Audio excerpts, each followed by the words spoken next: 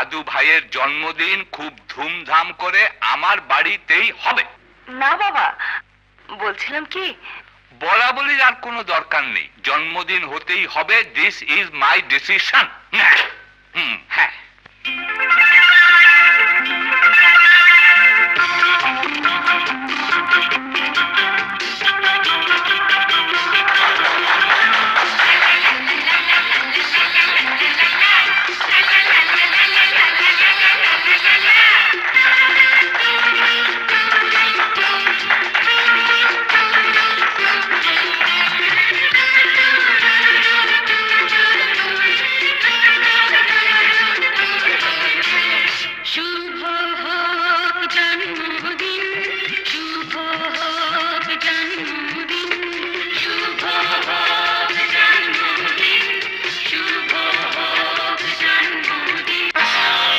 জন্মদিন হবে কি হবে না সেটা আমার ব্যক্তিগত ব্যাপার।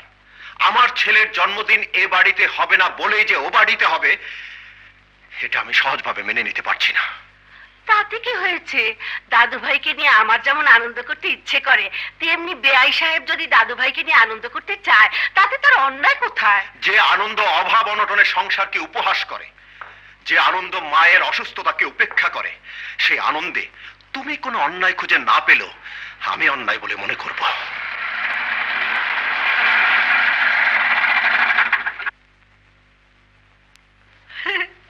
এই তো আমার দাদু ভাই এসে গেছে। দাদু ভাই এসো এসো। বাবা, একেবারে রাজপুত্রের মতো লাগছে। এবার জামা কাপড় ছেড়ে লক্ষ্মী ছেলের মতো ঘুমোবে, কেমন?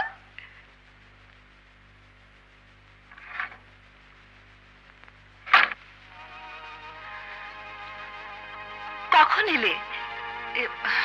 দেখো, মানে তুমি যাবার পর বাবা এমন জোর করে ধরলেন যে আমি না করতে পারিনি।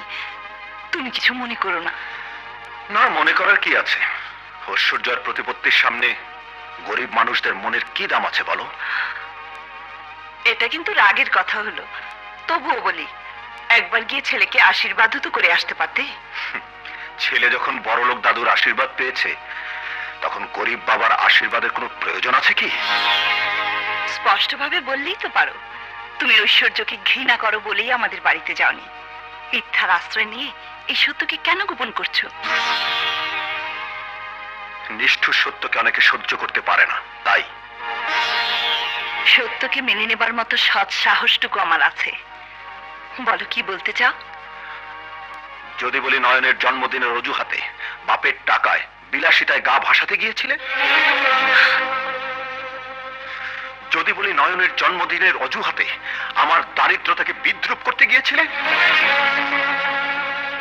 যদি বলি নয়নের জন্মদিনের অজুহাতে বাপের বাড়িতে কিছু ভালো মন্দ খেতে গিয়েছিলে, যা জোগাড় করার যোগ্যতা আমার নেই। ফায়সাল,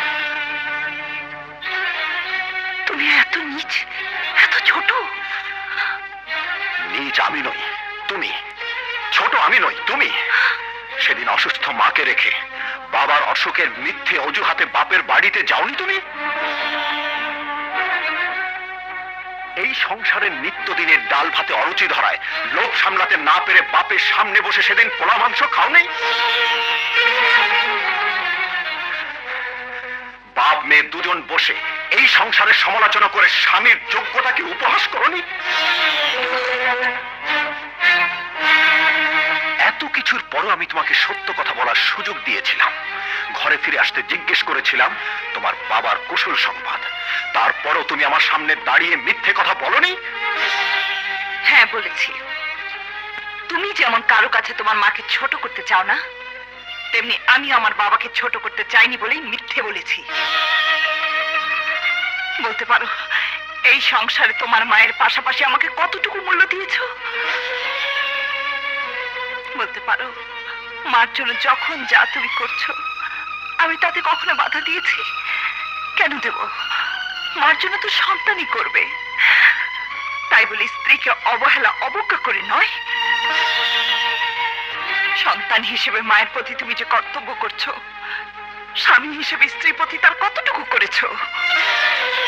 তোমার মাকে যদি নিজের মা মনে করতে পারি, শ্রদ্ধা করতে পারি, মা বলে ডাকতে পারি, তাহলে আমার বাবাকে বাবা বলে ডাকতে তোমার এত ঘৃণা কেন? একদিন তোমার কাছে বাবাকে অপমানিত হয়ে মাথা নিচু করে বাড়ি থেকে চলে যেতে হয়েছিল। সেদিন সেই অপমানকে তোমার আদর্শ বলে হাসি মুখে বরণ করে নিয়েছিলাম। তখন বুঝতে পারিনি তোমার মিথ্যে আদর্শ শুধু আমার বাবাকেই অপমান করার জন্য। আমার বাবাকে যদি ঘৃণা করা, অশ্রদ্ধা করা তোমার আদর্শ হয়, তাহলে আজ থেকে তোমার মাকে আমি মা ডাকবো না, শ্রদ্ধা করবো না, শুধু অবহেলা করবো, ঘৃণা করবো।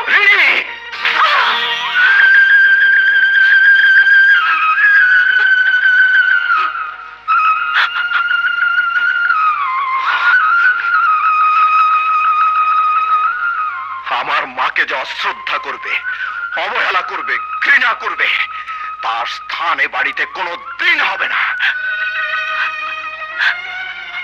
তুমি বা ভাবতে পারলে কি করে এরপর আমি তোমার সঙ্গে স্বামী স্ত্রী হিসেবে সংসার করব, এ বাড়িতে থাকবো? খোকা, এ কি করলি তুই? ঘরের লক্ষ্মীর গায়ে হাত তুললি?